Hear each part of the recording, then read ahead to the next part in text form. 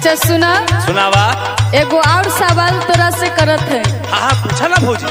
अगर इस सवाल के जवाब तू दे देब तो हम जाने कि तू बहुत पढ़ल लिखल है। देबू का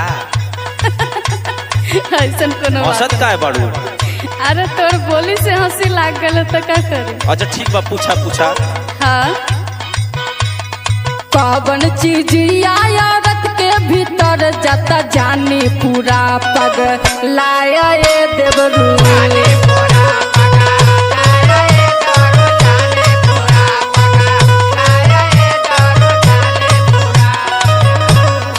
ए भौजी। हाँ बोला ना देवर जी। इतना सरल सरल सवाल पूछबू के ना बताए थी। गाँव कोनो छोट के लइको बता दी। अच्छा तू बताओ। तो 5 में जो पढ़ा था वो बता दी। हाँ सुना।